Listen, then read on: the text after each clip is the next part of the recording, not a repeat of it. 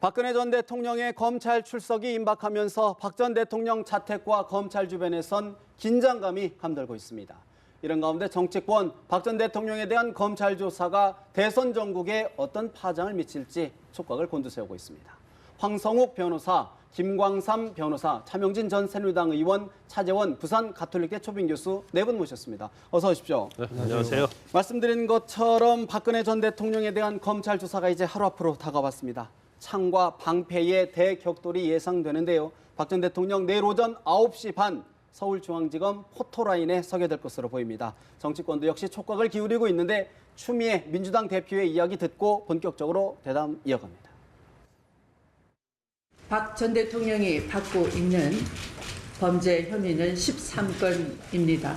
일각에서는 박 전 대통령의 핵심 혐의에 대해 뇌물죄인지 강요죄인지 논란이 있습니다. 강요나 협박으로 뇌물이 오고 간 것 역시 뇌물수수죄라는 것은 이미 대법원의 판례로 확립된 것입니다. 내일 검찰이 박근혜 전 대통령을 소환 조사합니다. 이 자체가 국가적 불행이고 매우 안타까운 일입니다.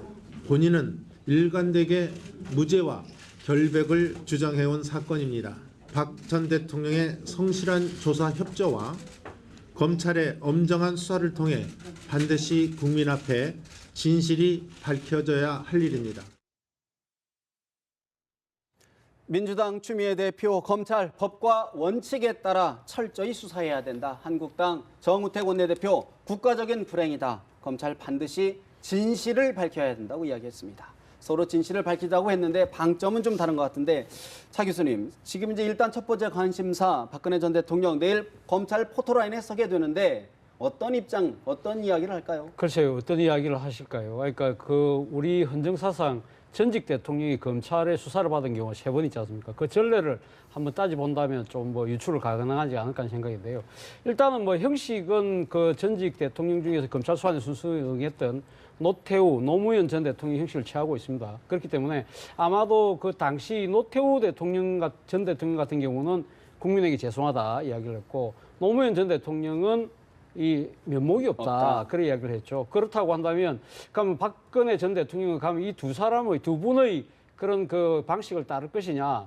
물론 그 본인 입장에서는 상당히 여러 가지 사태가 본인에 의해서 초래됐기 때문에 아마 포토라인에 서시게 된다면 이러한 사태가 초래된 데 대해서 국민에게 심려를 끼쳐서 상당히 송구하다 정도는 이야기는 하실 것 같아요. 그런데 가연감 실질적으로 그러면 지금 이제 그 중요한 진실을 다투는 이 형사 그 수사를 앞두고 순수하게 그러면 모든 것을 다 자기 책임으로 떠안고 갈 것이냐. 그런 메시지는 내놓지 않지 않을까 하는 생각입니다. 사저에 돌아왔을 때 내놓았던 이 메시지 중에 하나가 반드시 진실을 밝혀질 것이라는 이야기를 했지 않습니까? 예. 반드시 진실을 밝혀질 것이라는 그 대목을 놓고 이 헌법재판소의 결정에 대한 불복이라는 여러 가지 이 논란과 함께 또 다른 논란이 나왔던 것이 바로 사저정치라는 논란이었거든요. 물론 지금 강성 친박 의원들이 이 첫날 이후는 거의 보이지 않고 있습니다만 어쨌든 박근혜 전 대통령 입장에서는 이 본인은 그 대통령직에서 파면은 당했지만 정치인 박근혜는 죽지 않았다는 그러한 강한 메시지 정도는 남기시지 않을까라는 것이 조심스러운 제 생각입니다. 보수층 일각에서는 동정 여론을 겨냥한 어떤 발언이 있지 않을까 이런 조심스러운 관측도 있는데 저희는 어떻게 전망하시는지요? 예, 전직 대통령을 포함해서 이제 여러분이 검찰의 수사 라인에 섰는데 일정하게 이제 대통령이 사법 수사를 받게 된다는 점에서 동일한 점이 있지만 이번에 박근혜 대통령 같은 경우에는 큰 차이점이 하나 있어요. 전직 같은 경우에 내란죄라는 분명히 혐의가 뚜렷한 것이 있었고 또 노무현 대통령도 본인과는 어떤 관련이 여러 가지 좀 따져봐야 되겠지만 처나 친척의 어떤 그 뇌물수수 혐의는 분명히 드러난 것이 있었기 때문에 대통령이 그 검찰 수사에 임하는 입장에 있어서 여러 가지 범죄적인 문제와 관련해서 할 얘기는 없고 오히려 정치적으로 이것을 어떻게 대응할 것인가 이런 것이 중요한 문제였음에 반해서 박근혜 대통령 같은 경우는 좀 다르다고 봐요. 박근혜 대통령은 수미일관하게 본인과는 관련이 없다라고 이번 혐의를 부인하고 있습니다. 그렇죠. 따라서 이번 같은 경우에는 지리한 법정 공방이 예상되고 그것의 시작이기 때문에 예. 제가 볼 때는 이것이 또 특별히 한반에 끝나는 어떤 정치적 사건은 아닐 것 같습니다. 지지층을 겨냥한 메시지도 발신할 가능성이 있을까요? 저희는 어떻게 보시는지요? 이미 지난번에 삼성등 네. 자택에 돌아와서 본인의 입장을 분명히 밝혔습니다. 국민에게 죄송하지만 실제 나는 일종의 억울하다라는 얘기를 하셨고 이번에도 아마 제가 볼 땐 그렇게 하지 않을까. 그리고 박근혜 대통령이 워낙 단답형 화법이 특이한 거 아닙니까? 예. 그렇기 때문에 이번에도 뭐 길게는 얘기하지 않을 것으로 보여집니다. 짧으면서도 간결한 지지층을 위한 메시지 있을 것이다.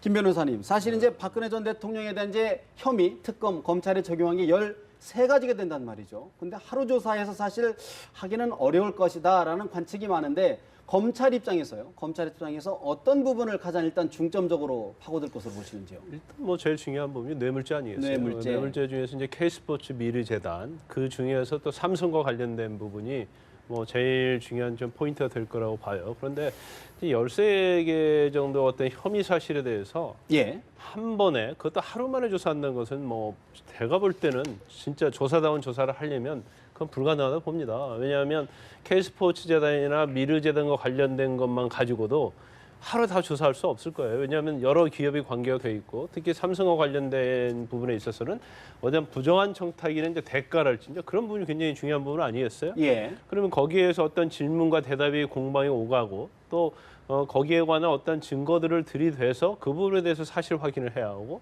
그러면 과연 뇌물죄 하나만 가지고도 하루 만에 조사하기는 굉장히 어려울 것이다. 저는 그렇게 볼 수밖에 없는데 그렇지만 이제 전직 대통령이기 때문에 계속 부를 수는 없을 거예요. 그래서 일단은 내일 불러서 네. 조사를 하는데 이 조사 자체는 뭐 질문은 많이 있을 수 있지만 형식적일 가능성도 상당히 있다. 저는 그렇게 봅니다. 아까 말씀드렸지만 형식적일 수 있다. 그렇죠. 예. 시간적으로 보면 이걸 다 물어서 추궁하고 할 수 있는 시간제 여유가 안 돼요. 더군다나 뭐 대질 조사는 뭐 아예 생각하기도 어려운 부분이 있어요. 그래서 그렇게 한 번만 불러서 내일 하루 조사하겠다는 것이 이루어진다면 예. 그걸 전제로 하는 얘기입니다. 그러면 형식적인 조사인데 사실은 특검에서 받은 그러한 여러 가지 증거들 그리고 검찰에서 보강 수사한 부분들에 의해서 박 전 대통령에 대한 어떤 혐의 자체를 입증하는 데는 아무런 문제가 없다고 검찰이 생각할 수 있다는 판단할 거죠. 수 있다. 그렇죠. 그것만 가지고도 박 전 대통령에 대해서 기소 불기소 여부를 결정할 수 있고 기소를 전제로 한다고 하면 신명에 대한 처리, 즉 구속 까지도. 불구속을 충분히 판단할 수 있기 때문에 내일 조사를 한 번으로 끝내겠다 그런 입장이 있을 수도 있다는 거죠. 황 변호사님, 사실 네. 이제 황 변호사님께서는 공식적으로 박근혜 전 대통령의 이제 선임계를 내서 지금 변호인단 활동을 하고 있는데 어제 그런 말씀하셨어요. 변호인단 측에서 나무와 숲을 볼 수 있게 하겠다. 이거 어떤 취지의 이야기인가요?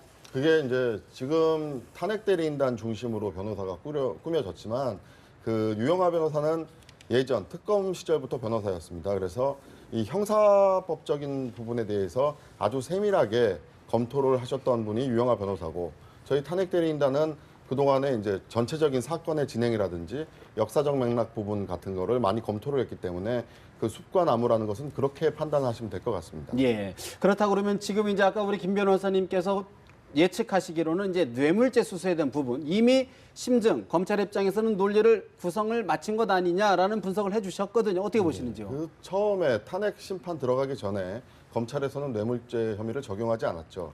그리고 현재 탄핵 심판 과정에서도 재판부에서 소추위 측에 그 뇌물이냐 강요냐 조금 정리를 해달라는 부분이 분명히 있었습니다. 물론 특검 이후에 뇌물죄를 다시 검찰에서 검토를 하겠지만 그것은 아마 그 사실관계 조사를 통해서 검찰이 다시 법리를 가다듬는 과정이라고 저는 그렇게 보고 있습니다. 그렇다 그러면 지금 검찰이 사실은 이번 주말에 SK 최태원 회장이라든가 또 전주에는 이제 롯데그룹 관계자들을 소환해서 조사를 했거든요. 예. 이런 건 어떤 맥락으로 보시는지요?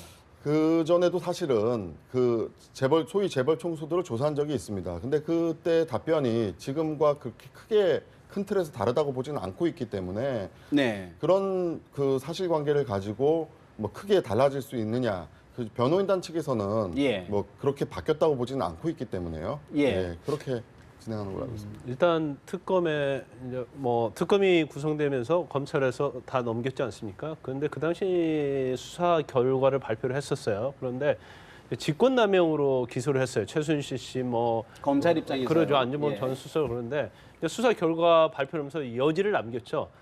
뇌물죄도 계속 수사하겠다. 그리고 박 전 대통령에서 피의자로 입건을 해서 조사하겠다고 그렇기 때문에 특검에서 어떤 수사를 해서 뇌물죄로 입건을 하고 또 이재용 부회장에 대해서 뇌물 공여로 기소를 한 것은 사실은 우리가 검찰 그러니까 우리가 뭐 특별수사본부 일기라고 하지 않습니까? 예, 예. 그거 그렇게 배치되는 건 아니에요. 그 부분에 같은 대해서 맥락에 있다. 그렇죠. 근데 그 당시에 이제 검찰이 시간적으로 굉장히 촉박한 상태였죠. 처음에 조사를 하는데 사실 조사를 하면서 늑장 수사다, 봐주기 수사다, 우병우 사단이다 이제 그런 비난을 많이 들었거든요.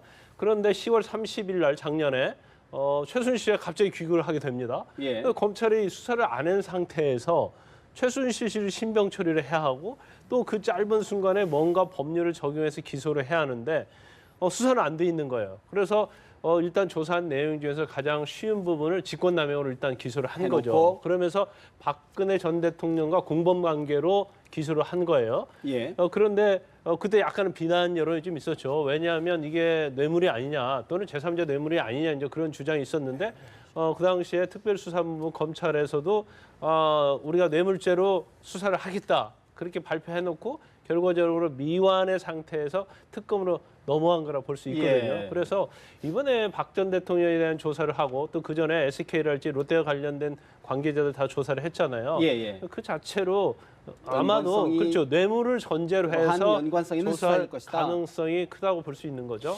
우리 황 변호사가 이제 직접 변론을 담당하는 변호사이기 때문에 여기서 변호사로서의 입장을 다 얘기할 곤란할 것 같아서 제가 좀 네, 말씀해 주십시오. 미루어 짐작해서 얘기해 보면 있습니다.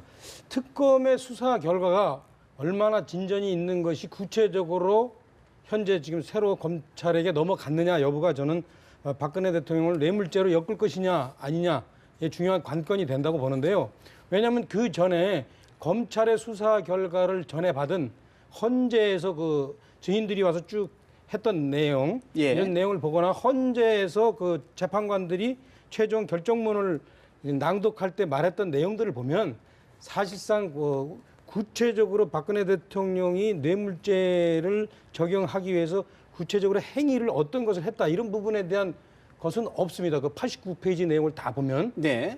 대부분이 제가 보면은 어떤 추정 뭐뭐 했을 것이다, 뭐 했으면 틀림없다, 뭐뭐 했다면 실현했을 것이다 이런 내용밖에 없습니다. 이게 사실 제가 보면 이게 법률적 용어가 아닌데 그렇다면은 이 자체 가지고는 뇌물죄를 적용하기 어렵지 않나.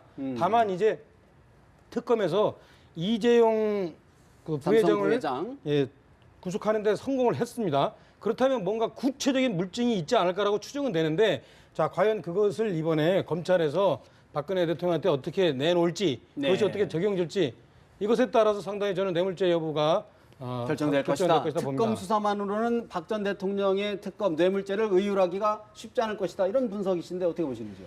물론 뭐 그렇게 지금 그 특검 입장에서는 그렇게 그 다른 대기업들을 많이 다 조사를 못했지 않습니까? 일단 삼성에 대해서만 조사를 했기 때문에 그러나 삼성 부분에 대한 수사를 했지만 이재용 삼성그룹 부회장이 지금 구속이 됐지 않습니까? 일단 뭐 이 그 구속영장에 대한 이 심리이긴 합니다만은 이 사법부 예비 판단에서 일단 이재용 부회장에 대해서 상당한 범죄가 소명이 됐다. 사실 뭐 이재용 부회장이 뭐 그 도주나 증거 인멸 우려보다는 이 사안의 중대성. 범죄가 상당히 소명이 됐다는 부분에서 일단 그 구속영장이 발부가 됐다고 한다면 그 법원 입장에서 이렇게 상당히 그 혐의를 많이 두고 있다고 한다면 일단 뇌물을 그러니까 지금 준 사람보다 받은 사람의 혐의가 더 중요한 거 아닙니까? 그렇다고 한다면 검찰은 아마 이 부분에 대해서도 상당한 입증을 할 수 있는 여러 가지 증거 자료들을 확보하지 않았는 생각입니다. 이와 관련해서 오늘 보도가 됐던 것들이 안종범 전수석의 수첩 56건에 놓은 여러 가지 이야기들이라는 거죠. 예, 지금 뭐 예. 사실 뭐 안종범 수석이 기록을 했지만 그것이 과연 안종범 수석이 자의적으로 기록한 것이냐 아니면 박근혜 전 대통령이 지시냐 이 부분에 대해서 안종범 수석이 뭐 재판 과정에서 그 이야기했습니다만은 열심히 받아 적고 있나요? 열심히 받아 적었다는 거 아닙니까? 그 말 자체가 지금 박근혜 전 대통령이 지시라는 것이 분명히 드러나고 있는 거고요. 그리고 예. 또 뭐 지금 추가 증거들이라는 것들이 SK와 관련해서도 지금 면세점 사업에서 탈락됐지만 추가적으로 면세점을 지금 더 늘리는 부분, 이번에서 일종의 면세점 패자 부활전에 있어서도 상당한 특혜를 뭐 제공하는 듯한 그러한 혐의들에 대해서 지난 주말에 예. 최태원 회장에 대해서 강도 높은 수사를 한 거고요. 그리고 무엇보다도 제가 중요하게 생각하는 것은 결국은 지금 이 최순실 씨하고 관계가 아니겠습니까? 최순실 씨하고 관계가 특검에서도 이야기했다시피 두 사람의 그 관계가 경제 공동체라는 거 아닙니까? 그렇기 때문에 지금 삼성이 최순실 씨에게 지원했던 이 동계 영재 스포츠센터에 대한 그러한 부분들도 결국은 박근혜 대통령의 이익으로 본다는 것이 특검의 주장이고 그것이 아마 검찰이 그대로 받아들이지 않을까 하는 결국은 생각입니다. 검찰 역시 박 전 대통령에 대한 뇌물죄 혐의 부분에 대한 강도 높은 조사, 수사가 필요하다는 부분인데 어떻게 보십니까, 황 대선님? 좀 말씀드리기가 좀 조심스럽긴 한데 네. 지금 뭐 구체적인 사례를 적시를 해주시니까 조금 말씀을 드리자면 뭐 SK 그 면세점 같은 경우는 그 고용 그 종업원들이 다 실직하는 사태가 벌어졌기 때문에 공식적인 라인을 통해서 거기에 대해서 대책이 수립돼서 올라온 부분이기 때문에 그걸 가지고 뭐 경제적인 대가라든지 이걸 판단하기 좀 저는 실무적인 논의였고. 쉽지 않다고 보이고요. 그리고 경제적 공동체라는 것은 사실 법률상 용어가 아닙니다. 그리고 무엇보다도 이제 최서원 씨가 어떤 이득을 얻었다 하더라도 그것이 과연 박 전 대통령에게 어떤 이득이 갔냐는 부분은 그것은 입증을 하지 않을 수가 없어요. 그것을 입증을 해야지만 뇌물이 될 수 있다고 저희 변호인단은 판단하고 있기 때문에 물론 그 부분에 대해서 사실관계에 대해서 여러 가지 부분이 있습니다. 그 부분에 대해서 박 전 대통령 측이나 저희 변호인 측은 네. 충분히 소명을 하고 그 사실관계에 대해서 어떻게 흘러가는지를 밝힐 예정이고요. 그러니까 결국 뇌물이냐 직권남용이냐 이런 부분 전부 다 법리적 판단입니다. 일단 사실관계가 달라진다면 법리적 판단이 달라질 수밖에 없기 때문에 그 사실관계에 대해서 충분히 소명을 할 것이다. 일단 그런 입장이라고 생각하시면 될 것 그러면 같습니다. 검찰과 특검 수사가 사실관계에 근거하지 않은 것이라는 판단인 건가요? 그렇죠. 저희가 봤을 때는 분명히 다른 반대 증거들이 있습니다. 물론 헌법재판소에서 그러한 사실관계를 많이 받아들여지지 않았지만 그것은 대통령의 탄핵 여부에 관련된 쟁점이었고 지금은 박근혜 전 대통령의 개인적 형사 책임을 묻는 과정이기 때문에 그 부분에 대해서 아주 세밀한 사실관계까지 분명히 검찰에서는 고려해 줄 것이라고 저희는 네. 생각하고 있습니다. 제가 짧게 네, 한마디만 네. 부탁드리겠습니다. 많이들 그 경제 공동체라는 상당히 야한 용어로 그 좀 이렇게 이걸 네, 듣는 선정적인 사람들이 용어로. 상당히 그 뭐 이게 사실인가 이렇게 착각하게 하는데 사실 동일 지갑인지 아니면 대여 금고인지 아니면 성의 표시인지 이 부분에 관해서는 사실 정확하게 구체적인 물증으로 확인된 게 없어요. 그렇죠. 그래서 그분들이 박근혜 대통령한테 뭐 선거 자금을 대거나 전 대통령에게. 그래서 예. 박근혜 전 대통령이 선거 자금을 대거나 뭐 일정하게 뭐 약간의 어떤 금전적 호의를 베풀었다고 해서 이걸 동의적으로 볼 수 없습니다. 이게 동일 지갑으로 분명히 아까 제가 말씀드렸듯이 예. 대여 금고일 수도 있고 성의 표시일 수도 있어요. 이런 부분을 제가 볼 때는 검찰에서 상당히 그 이 시적이고 은유적인 용어로 이 법률 상황을 다루는 것 같아서 좀 유감입니다. 근데 대여금고나 성의 표시는 맞지 않는 것 같아요. 왜냐하면 네. 지금 뇌물죄에서 좀 그중에 많은 것이 있지만 삼성과 관련된 제일 중요한 부분이 최순실 정유라한테 지원이잖아요. 그래서 물론 정식 받은 것은 한 80억 내지만 지금 200억이 넘는 거잖아요. 그런데 어떻게 정유라 씨 한 명만 콕 찍어서 거기에 그렇게 삼성에 지원할 수 있도록 하고 그다음에 그 이후에 삼성과 관련해서 부정한 청탁과 대가적인 문제, 뭐 삼성물산 제일모직 합병이랄지 뭐 여러 가지 삼성의 경영 승계와 관련된 부분에 있어서 굉장히 도와줬다는 그런 것들이 또 안종범 전 수석이나 수첩을 통해서 나오잖아요. 예. 그래서 단순히 뭐 경제적 이익 공동체라는 것이 법률적 용어가 아니다. 뭐 근데 법률적 용어 아니고 그게 중요한 게 아니고 박 전 대통령의 어떤 살림을 하고 예. 경제적 그런 부분에서 최순실 씨가 어떤 역할을 했느냐 이제 그게 제일 중요한데 물론 그 돈의 자체에서 흐름이 지금 막 많이 언론이랄지 뭐 특검에서 보고 있는 것이 최태민 씨의 일가 또 박정희 대통령이 사망 이후에 그 재산 전체에 대해서 최순실 일가에서 다 관리를 하고 또 뭐 집 사는 데 있어서도 네. 뭐 그런 것들을 다 근거로 되고 뭔가 좀 있잖아요. 투명치가 않다. 그렇죠. 아니 그리고 이제 최근에 그 밝혀진 것 중에 하나가 그 지금 삼성동 자택에 대해서 물론 사는 네네네. 과정에서도 뭐 임선희 씨가 개입한 것도 있지만 거기에 관련된 모든 돈을 지금 최순실 씨가 지급한 걸로 돼 있어요. 근데 그 돈이 네. 최순실 씨 것이 아니고 박근혜 전 대통령 것이라고 한다고 하면 최순실 씨가 박근혜 전 대통령의 재산을 관리해 준 거죠. 그러면 어떤 형태로든지 정유라와 마찬가지, 정유라와 관련된 돈도 마찬가지고 K스포츠나 미래재능과 관련된 돈도 만약 최순실 씨와 관계가 되고 있다고 네. 한다면 한 지갑이냐 아니냐 그걸 떠나서 재산관리인한테 특혜가 받을 수 있도록 해준 거예요. 그러면 그 돈이 최순실 씨가 그 받은 돈을 관리해주는 입장이냐 아니면 본인이 이득을 취하는 거냐 그런 부분에 있어서는 제가 볼 때는 충분히 네. 입증이 가능하다고 봐요. 우리 김 변호사 주로 그 언론에 나온 얘기 아니 이거 언론에 나온 얘기 아니고요. 언론에 특검에서 아니, 조사한 부분이에요. 특검에서 예. 조사한 거 공개한 거 있습니까? 없어요. 지금 아니 저 그러니까 언론에서 수사 특검에서 내용이 조사했다고 나온 내용이죠. 그러니까 그것도 예. 사실은 특검에서 그러면은 발표해서는 안 된 거를 발표한 거고 특검에서 또 확인해 주지도 않았습니다. 그러니까 우리가 확실하게 알 수 있는 내용은 헌재에서 그 증인들이 오가는 사이에서 공개된 내용이지는 헌재의 결정문밖에 없어요. 근데 헌재의 결정문에서 예. 분명한 건 박근혜 대통령이 정유라를 꼭 집어가지고 저 이재용 삼성 부회장한테 도와달라고 그렇게 발언한 것이 나오지도 않으며 또 지금 많이 안종범 수첩 얘기하시는데 안종범 수첩에 관해서 제가 알고 있기는 저는 저 변호사는 아니지만 두 가지 하자가 있어요. 첫째, 안종범 씨 자체가 상당 부분 자기가 메모한 거라는 발언을 헌재에서 스스로 합니다. 그러니까 많은 분들이 그거는 박근혜 대통령이 불러주는 거 받아 적었다고 얘기하는 것이 과연 무슨 근거가 있는지 또 하나 두 자기의 번째는 생각일 수도 있다. 예, 그런 그리고 또 하나 말씀이시죠. 두 번째는 안종범 씨는 있잖아요.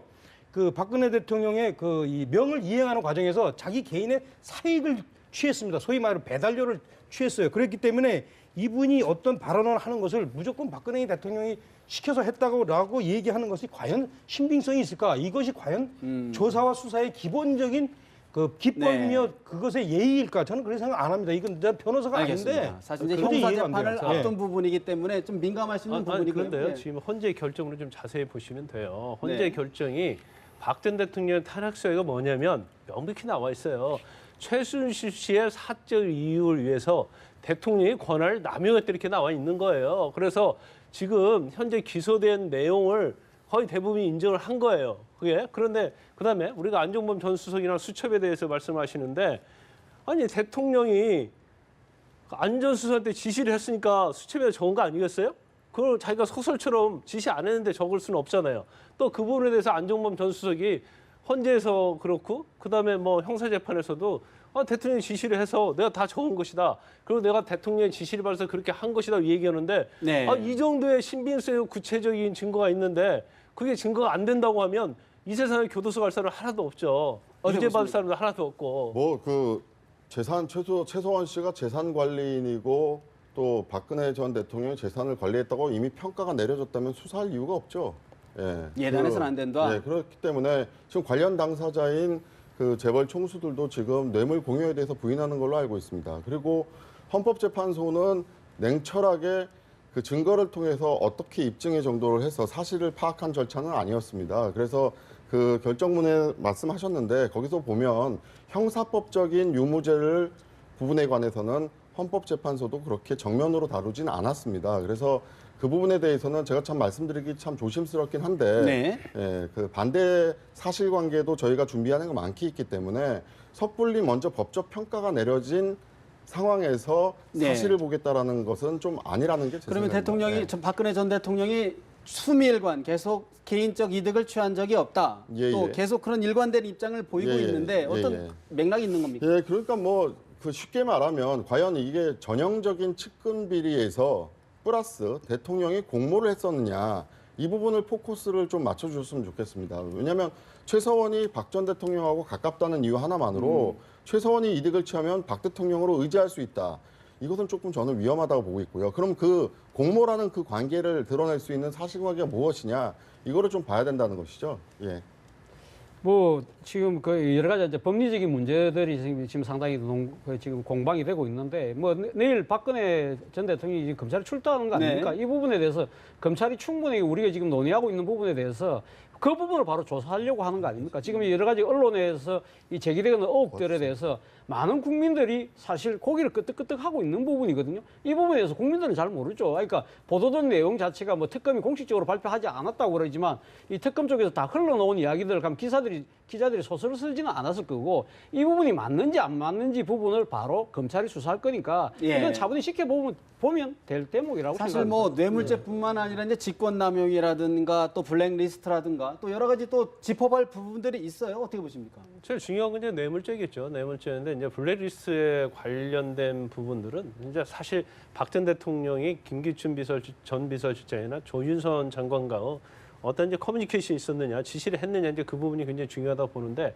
약간 어려운 면 블랙리스트는 있을 수 있다고 저는 평가를 합니다. 그렇지만 아까 우리 황 변호사님 그 뇌물에 있어서 공범 관계를 말씀하셨는데 네.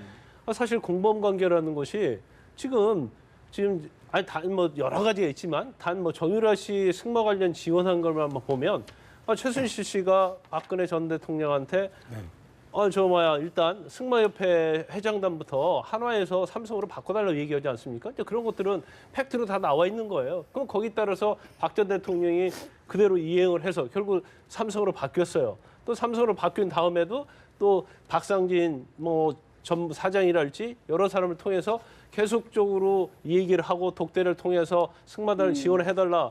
그런 것들이 너무나 명백하게 나타나기 때문에 이제 공모 여부에는 별 문제가 없다. 저는 그렇게 이론의 봅니다. 여지가 없다. 이런 네네. 주장이신데 어떻게 보십니까? 저는 그래서 이번에 이렇습니다. 저는 항상 생각해 박근혜 대통령이 뭘 안 했다. 네. 왜 뒤집어 씌우냐 이런 주장을 하는 게 아니에요. 지금 박근혜 대통령이 전 대통령이 그야말로 한나라의 한 대통령으로서 그야말로 이제 이 여러 가지 혐의를 받고 대통령직에서 물러났지 않습니까? 이런 상황이라면 검찰에서 단순하게 이제 이 오비 일학이라든가 어떤 시적인 용어를 써서 혐의를 씌우지 말고 수사권을 갖고 있지 않습니까? 그리고 이렇게 많이 수사를 했으면은 적어도 중요한 행위에 대해서 그 기능적 행위 지배라고 그러잖아요. 정말로 구체적으로 공모를 했으면은 언제 어디서 어떻게 무엇을 왜 이런 것을 단 하나라도 좀 밝혀내서 구체적으로 국민들이 납득을 할 수 있도록 해줬으면 좋겠다. 이게 제 바람입니다. 오히려 검찰 수사가 논란을 좀 종식시키는 계기가 됐으면 좋겠다. 그런 말씀이신데. 예, 그 뭐 삼성 관련해서는 조금 다른 부분도 있습니다. 그리고 뭐 국민들께서 아실지 모르겠지만 이 최성훈 씨가 계속해서 그 드러내지 않고 박 전 대통령한테 들키지 않으려고 했던 그런 정황들이 있어요. 만약에 박근혜 대통령이 그걸 알고 들키지 않으려는 숨기려고 했던. 그렇습니다.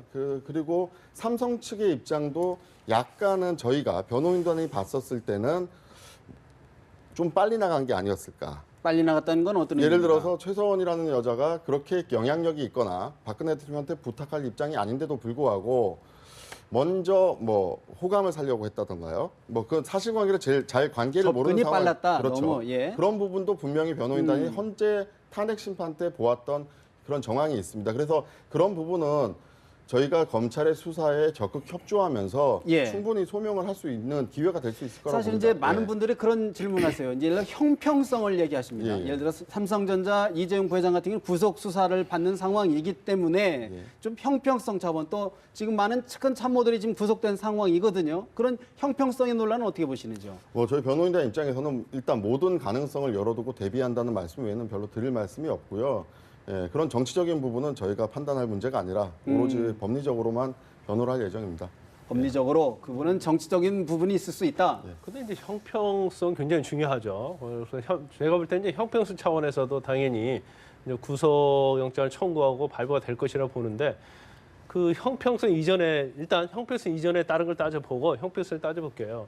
일단 사안이 굉장히 중대하죠. 지금 그대로 특검도 그렇고 이제 국정청문회도 마찬가지고 최순실 씨의 국정농단에 관련 거잖아요.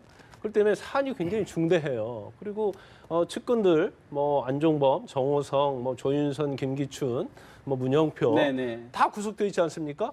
근데 그에서 뭐 다는 아니지만 대부분의 범죄 사실에 있어서 공범관계로 적시가 돼 있어요. 그러면 공범관계면서 지시를 했다고 돼 있으면 정범이단 말이에요. 제일 중요한 주범, 우리가 주범이라고 말하죠. 공범 중에서. 그렇다고 한다면 지금 구속돼 있는 사람들의 범죄 사실을 다 합쳐서 박 전 대통령의 혐의 사실이 되는 거예요. 그럼 사안이 굉장히 중대한 거 아닙니까?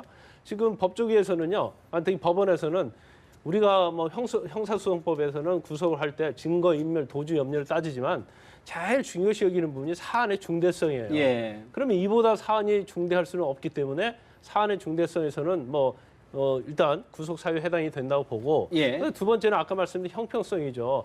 부분적 범죄를 한 측근들이 다 구속돼 있는데 가장 정점에 있는 박 전 대통령 어떻게 불구속할 수 있냐는 거죠. 그래서 일단 이제 조사를 한 다음에 저는 구속할 가능성이 크고 영장도 발부될 가능성이 크다고 보는데 구속이 된 다음에 뭐 어차피 내일은 대질신문이 시간적으로 불가능해서 그 이후에 뭐 안종범이랄지 정호성이랄지 그 공범관계에 있는 사람들 불러서 추가로 조사할 수 있는? 대질 조사가 계속될 가능성이 크다. 저는 사실 그렇게 이제 봅니다. 자연스럽게 이게 이제 조사 이후에 과연 사법 처리 수위를 어떻게 결정할 것이냐까지 좀 이야기가 좀 진전이 됐는데 저희는 어떻게 이 전망하십니까? 만약에 이제 그 지금 우리 김광선 변호사가 얘기했듯이 박근혜 대통령이 정점에 있어서 그 모든 어떤 불법적 행위를 실제 알면서 인지하면서 그 지휘했다라는 것이 요 첫 번째 그 전제. 소환 조사에서 만약에 밝혀진다면 박 전 대통령 당연히 구속돼야 되겠죠. 형평성 차원에서라도.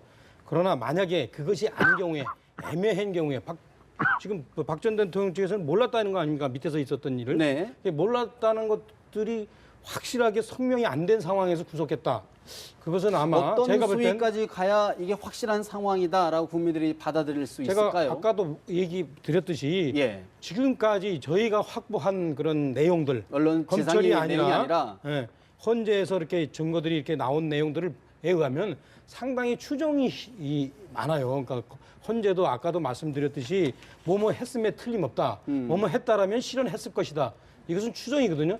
과연 이제 이거는 그 검찰의 기소 요건이 저는 될 수 없다고 보는데 그것이 아니라 구체로 언제 어떻게 만나서 무엇을 했다라는 것들이 분명히 밝혀진다면 그거 당연히 구속해야죠. 그런데 그렇지 않고 뭐뭐 했지 않을까라는 상황에서 구속했다면 제가 볼 때는 오히려 검찰도 이후의 상황을 감당하기 힘들 것이고 것이다. 그렇죠. 힘들 것이고 아마 여러 가지 정치적으로도 후폭풍이 있을 후폭풍이 것이다. 이렇게 예측이 됩니다. 저는 뭐 검찰이 구속영장을 청구할 수밖에 없다고 봅니다. 뭐 앞서도 제가 말씀드렸지만 지금 뇌물을 준 사람이 구속돼 있는 상황 아닙니까? 그런데 뇌물 준 사람이 과연 단순하게 최순실만 보고 줬습니까? 그건 아니잖아요. 지금 그 특검이 그 삼성 그룹의 이재용 부회장에 대해서 삼성전자. 그 구속영장을 처음 청구했다가 기각당했잖아요. 그리고 다음에 재청구해서 됐던 이유가 뭡니까? 물론 첫 번째는 경영권 승계에 관해서 이 삼성물산과 이 합병 과정에 있어서 국민연금이 찬성하는 부분, 이 부분 관련해서 벌써 지금 당시 보건복지부 장관 문영표 장관이 지금 전 장관이 지금 구속돼 있습니다. 구속돼 예. 있고 그리고 그 이후에 지금 합병이 이루어지고 난 뒤에 삼성물산의 그런 그 삼성전자 주식 처분과 관련된 공정거래의 그런 여러 가지 행위에 대해서 그것이 소명이 됐기 때문에 이 이재용 부회장이 구속이 된 거거든요. 이러한 부분들이 그럼 누구에 의한 지시냐? 지금 특검 수사에 의하면 그건 다 청와대에 의한 지시고, 그럼 청와대의 지시는 그건 아직까지 뭐 제가 정확하게는 제가 그 특정에서 말씀드리긴 하지만 결국 그건 박근혜 전 대통령이 지시할 가능성이 높다고 지금 보고 있는 거 아닙니까? 자, 그렇다고 한다면 박근혜 전 대통령에 대한 이 지금 검찰이 이건 뭐 지금 이제 뭐 법적 형평성을 다 떠나서 사안의 중대성을 본다고 한다면 그렇게 할 수밖에 없는 것이 아니냐. 그리고 또 SK에 대한 수사 자체도 말씀드리면 최태원 회장의 사면을 둘러싼 여러 가지 지금 그 안종범 수석과 김창근 스펙스 전 회장과의 주고받은 문자 메시지 이런 부분들에 대해서는 충분히 누가 봐도 개연성이 있다. 이런 부분들에서 검찰이 수사하라고 있는 것이 바로 우리 국민들이 검찰에게 검찰권을 넘겨준 이유가 아니겠습니까? 네, 뭐 구속 여부야 뭐 수사기관에서 최종적으로 판단할 일이긴 하지만 제가 말씀드릴 수 있는 것은 이미 뭐 형사소송법상 도주의료와 증거인멸이 결국은 두 가지 사유고요. 지금 김 변호사님은 뭐 실무적으로 사안의 중대성, 예, 맞습니다. 그게 실무적인 기준이긴 한데 그러면 이제 다른 주변 사람들 다 구속을 해서 그 증거를 이제 찾아내는 과정이 이루어졌다면 그럼 박 전 대통령에 대해서는 박 전 대통령을 기준으로 판단을 해봐야죠. 그러니까 신병 확보가 불가능하냐, 아니면 또 이미 다른 분들이 구속이 되어 있으니까 뭐 증거 인멸에 대해서 염려가 되느냐? 되느냐, 그걸 가지고 이제 검찰에서 결국 판단을 할 것이고 저희 변호인단은 뭐 최선을 다해서 예. 소명을 해보고 만약에 영장이 청구된다면 그에 대응해서 또 변론을 할 수밖에 없는 사실 그런 이제 입장입니다. 예. 이번이 박근혜 전 대통령에 대한 검찰 또 수사기관의 첫 조사거든요. 직접 예. 조사이다 예. 보니까 지금 언론에 드러나지 않은 새로운 어떤 내용, 새로운 의혹들 또 이런 것들이 좀 불거질 가능성은 어떻게 보시는지요? 예, 뭐 그 부분에 대해서는 저희 변호인단이 먼저 네. 선제적으로 뭘 할 수 있는 입장은 당연히 아니고요. 내일 이제 조사를 받으면서 예. 검찰에서 만약 새로운 증거, 사실관계가 나온다거나 예. 증거관계가 나온다면 그에 대응해서 저희가 이제 대응할 수밖에 대응할 없는 부분이다. 예, 예. 김 변호사님 아까 이제 대질 조사, 사실 이제 검찰에서 대질 조사하지 않겠다라는 취지의 이제 입장을 밝혔는데 사실 이렇게 논란이 첨예하고 입장이 갈린다 그러면 사실 대질 조사가 가장 효과적인 방법 중에 하나일 텐데 접근하지 못하는 이유는 뭘까요? 아니 일단 내일은 시간적으로 시간이 촉박하다. 거의 불가능하다고 보시면 되고요. 대질 조사하면 적어도 뭐 2-3시간, 3-4시간 또 이 상당히 어떤 그 얽혀지는 게 많기 때문에 시간이 많이 걸리면 다른 건 조사 못 하죠. 그러면 대질하다가 다 시간이 끝나버릴 수 있고 그다음에 다음에 또 박 전 대통령이 다시 소환하기는 굉장히 어렵거든요. 네. 그래서 제가 아까 말씀드린 것처럼 그런데 사실 박 전 대통령에 대해서 기소를 하려면 물론 뭐 대질해도요. 한쪽이 부인하면 사실은 뭐 할 필요성이 없을 수도 있어요. 일관되게 부인한다면. 그렇죠. 그렇지만 이제 예를 들어서 안종범 전 수석 하나만 얘기를 한다고 한다면 박 전 대통령이 지시를 받았다고 하잖아요. 근데 박 전 대통령은 지시를 했어도 그런 취지가 아니었다고 아니었다. 그렇게 얘기할 가능성이 크죠. 그러면 그 당시에 상황적으로 보면 대질을 해야지 대질을 할 필요성이 있을 수 있는 거죠. 그래서 검찰은 당연히 대질을 하고 싶지만 전 대통령에 대한 이제 그런 부분이 있어서 예. 굉장히 부담스러워할 거고 대질이 안 이루어지고 기소나 신병 처리의 가능성이 큰데 근데 제가 아까 말씀드린 것처럼 신병 처리에 대해서 이제 구속 영장을 청구할 가능성이 크다고 말씀을 드리지 않았습니까? 그러면 또 발부 가능성도 저는 뭐 거의 높지 않은가? 높다고 보는데 이제 발부가 되고 나면 검찰에서 짧게는 10일, 길게는 20일을 수사를 할 수가 있어요. 그럼 그 과정에서 안종범이랄지 뭐 정호성이랄지 뭐 이재용 네. 부회장이랄지 이제 대질 조사가 공정과의 순차적으로 이루어질 가능성이 정도 크다고 봅니다. 있다. 네. 사실 이제 마지막으로 저희가 하나 좀 질문해야 될 부분이 대통령 전직 대통령이기 때문에 국격을 감안한 예우 부분 또 진실 규명이라는 두 가지 어떤 그 숙제가 좀 검찰에 주어졌는데 황 변호사님 이 두 가지를 좀 동시에 만족시킬 수 있는 어떤 것들은 어떻게 보시는지요? 기본적으로 저희 변호인단 입장에서는 어떤 검찰에다가 무슨 조건을 내세운다거나 뭐 그렇지 않습니다. 지금 현재 그 불소추 특권이 없기 때문에요.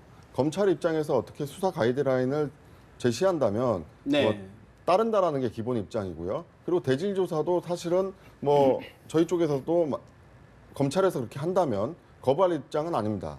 그래서 뭐 지금은 일단은 실체 관계에 대해서 우리가 할 수 있는 만큼의 최대한 소명과 또 밝힐 것은 밝히겠다는 입장이기 때문에 어떤 뭐 대통령의 예우, 전직 대통령의 예우라든지 어떤 조건을 걸고 우리가 수사에 응하는 것은 아니라는 점을 분명히 밝혀두겠습니다. 사실만은 명명백백하게 예. 밝히겠다.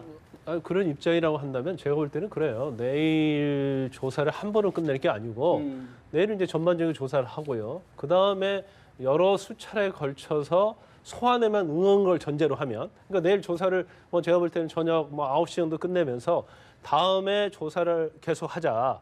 그리고 조사가 몇 번 될지는 모르겠지만 좀 조사에 응해달라 했을 때 박 전 네. 대통령이 좋다 예. 해서 그렇게 가면 박 전 대통령한테도 좋을 것 같아요. 왜냐하면 진실을 밝힐 수 있는 기회가 그래 되는 지금 거죠. 변호인단 측에 나오신 그런 가능성도 고려해 염두에 두고 있습니다. 예, 뭐 그런 가능성에 대해서 저희가 무슨 원천 차단한다거나 그런 생각은 없고요. 예. 수사기관이 어떻게 수사 일정을 잡느냐 그거에 대해서는 최대한 협조한다라는 기본 방침입니다. 한 번 더 이상 할 수도 있다. 예, 뭐 가능성은 열어두고 있습니다. 알겠습니다. 오늘 박근혜 전 대통령 소환 조사 관련 대담은 여기서 좀 마무리 좀 해야 될 것 같은데요. 지금까지 김광삼 변호사, 황성욱 변호사 두 분과 이야기 좀 나눠봤습니다. 말씀 잘 들었습니다. 반환점을 돈 민주당의 경선이 관심입니다. 후보들의 공방이 날카로워지고 있는데 발언 하나하나가 예민해지고 있습니다. 문재인 전 대표 군복무 당시 전두환 장군으로부터 표창을 받았다 논란이 되고 있는데 안희정 충남지사 이야기 먼저 들어보십니다. 애국심에 기초한 문 후보님의 말씀이셨을 것이라고 저는 생각합니다.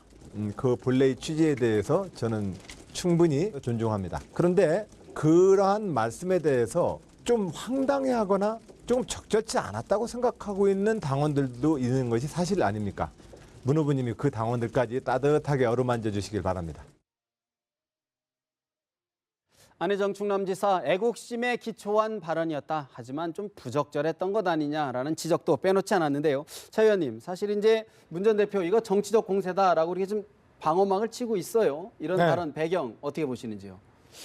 일단 말씀이죠. 예. 그 이번 선거의 경우에 보면은 선거를 좌우하는 변수가 크게 세 가지가 있는데 하나가 이제 시대 정신, 그다음에 두 번째가 후보 구도, 세 번째가 후보의 세. 어떤 그 매력 이건데요.